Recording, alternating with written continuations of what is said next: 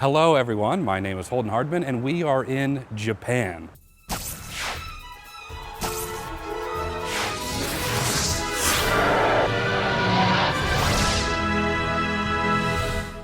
As many of you know, I am a huge Dragon Ball fan and therefore a fan of Akira Toriyama.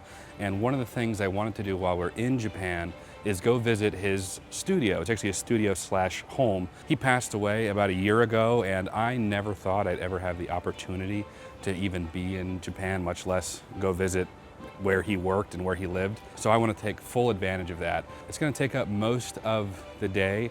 We're going to have to travel through Yokohama and then it's basically going to be about 2.5 to 3 hours of traveling one way. And another thing is that it is not advertised anywhere online, which is probably appropriate. He's a very private person, and so we're gonna do our best to respect that. So I had a really difficult time just trying to find out where it geographically is. I still don't actually have an address for it. I just have a couple of landmarks. And so in the spirit of that, I'm not going to reveal the actual address. So if you are ever visiting Japan and you want to go visit yourself, you're going to have to put in the work to do so. But Akira Toriyama was extremely influential for me.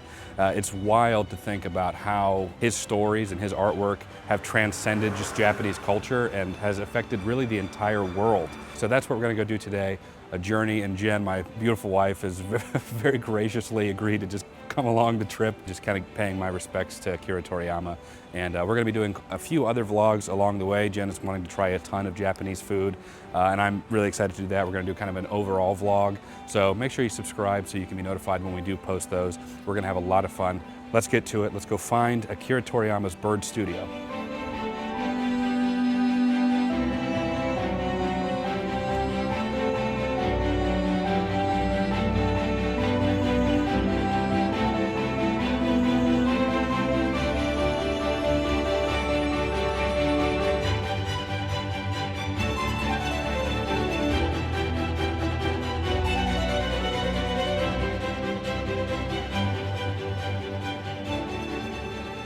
We just got off the last train. We're in Nagoya, which is where Akira Toriyama lived pretty much his whole life, got married here.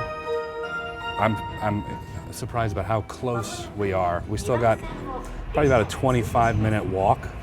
So we're looking at about 1.5 miles of just walking. And from the landmarks, we're gonna do a little bit of searching, but I know what the actual house looks like. I was telling Jen, I'm actually feeling like, I don't know, a little nervous. This is really special to me. This is like hallowed ground almost for nerds. Yeah.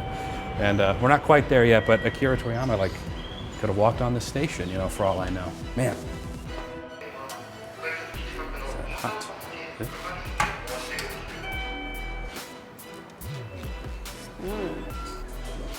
Smells good, smell it.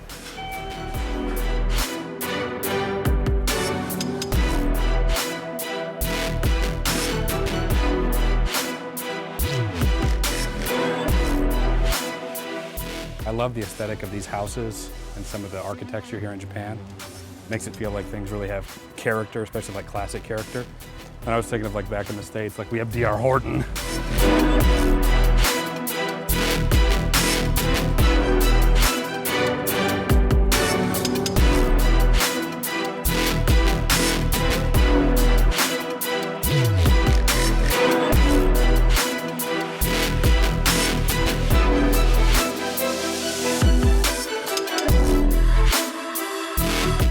Stopping by the actual castle. I don't think we're going to go in, but just to take a look even from the exterior is wonderful.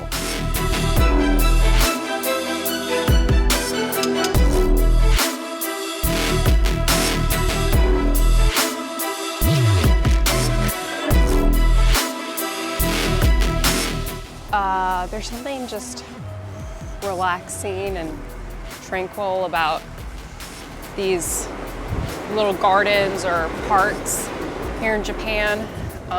Everybody's calm. It's a really nice place. We're on the final stretch here, and from this point on, I'm not exactly sure.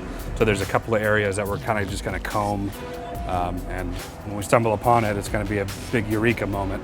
What's interesting here is that we're more or less in the neighborhood, and I have not seen any Dragon Ball anything.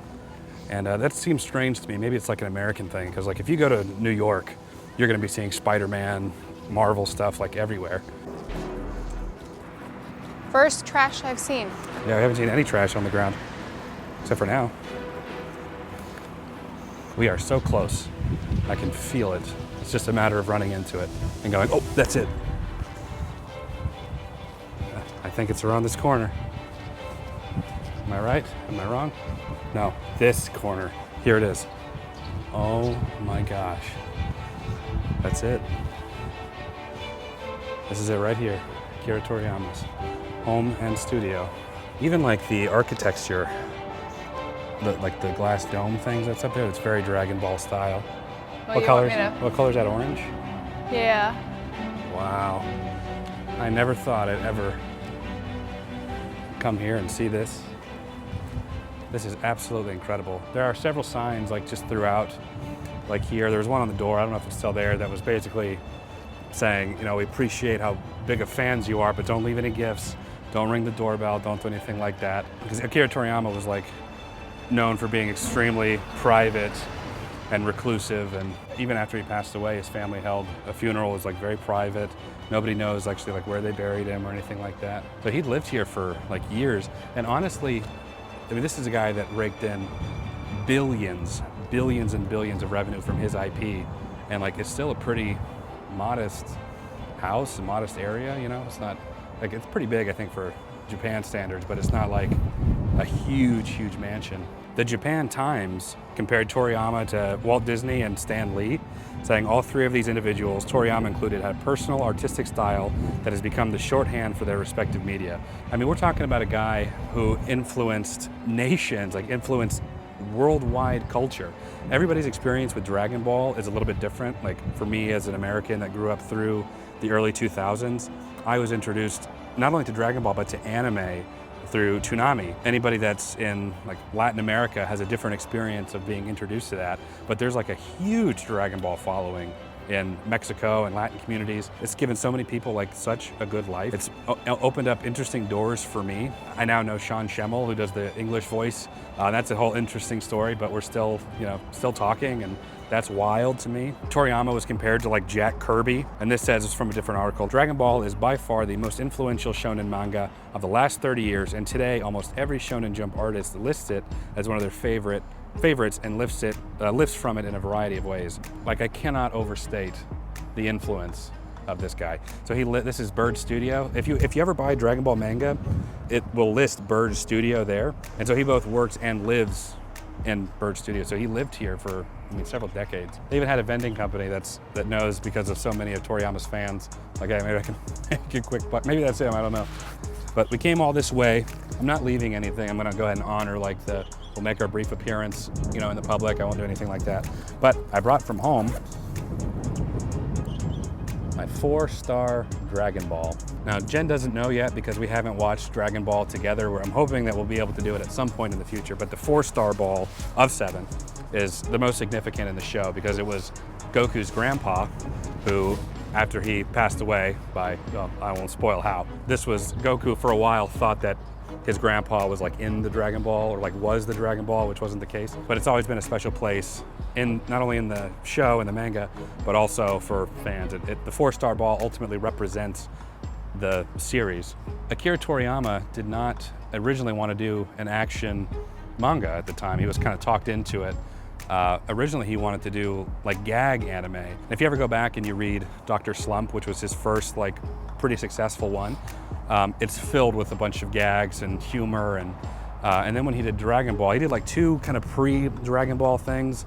Dragon Boy is what he called it, where you can kind of see like the very early concepts of Goku beginning to take place. But even in Dragon Ball, there was a lot of his classic humor, and I think he really enjoyed doing adventure style stuff more so than the action stuff, which is what Dragon Ball Z would come to be known for. But every so often you'll see he tries to kind of go back to that adventure style manga. We saw that in Dragon Ball, slowly turned into action, and then Dragon Ball Z is very much like action, still some adventure, still having to travel planets and whatnot, but very much about power levels and new foes and how we're going to overcome this big obstacle. And then with something like Dragon Ball Super, he kind of starts going back that way. He wants to do a little bit more adventure stuff, but still focusing on the martial arts aspect, trying to get rid of the power level thing, and we got some interesting messed up scaling. And then Dragon Ball Daima. which is very much back to a Dragon Ball formula, Dragon Ball feel of wanting to go and explore and go on more adventures. I think that's always been where Akira Toriyama's heart has really lied, the jokes, the silly, the goofy adventure stuff. And Akira Toriyama himself was really influenced by Journey to the West, so Goku being based off the Monkey King. So I'm just so ecstatic to be here. There's, as far as like a trip goes, I know Jen, since she's not familiar with Dragon Ball, she's humoring me and coming here. She's being very supportive.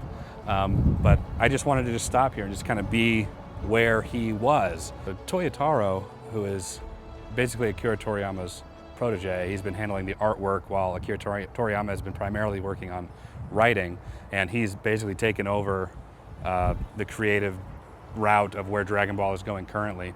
And so I wonder, like, does he come and work here? Like, is he here too?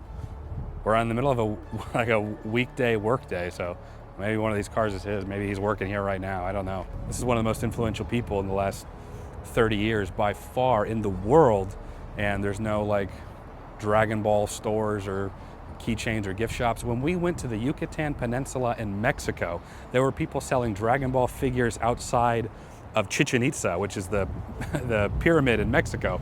You know, this is just how broad this thing has gone. So I'm so happy to be here. I'm gonna take a couple pictures with my Dragon Ball, and anyway, it's just a very emotional moment for me. So hopefully you enjoyed this video and our journey. We're gonna be doing a few more vlog style videos while we're here in Japan. So hopefully you'll subscribe so you can see some of that. If you have any questions for me about the journey, again, I know I'm showing like some of the landmarks that were sort of around, but I'm not gonna actually reveal the physical address of where we are. So if you'd like to come out here, if you're planning to come to Japan, you know, there are ways that you can kind of figure out more or less, but I don't want to be the guy, like the one dude who's like, there it is, you know, for everyone to start coming through here. But thank you so much for watching. If you enjoyed this video, leave it a like. You know the spiel, comment down below. I'd love to know some of your thoughts down there. And I'm gonna probably just walk around a little bit more, kind of drink it in a little bit, and then we're gonna head out and do some more fun stuff while here in Japan. But for now, that's it. I appreciate you guys watching. We'll catch you in the next video, everyone. Take care.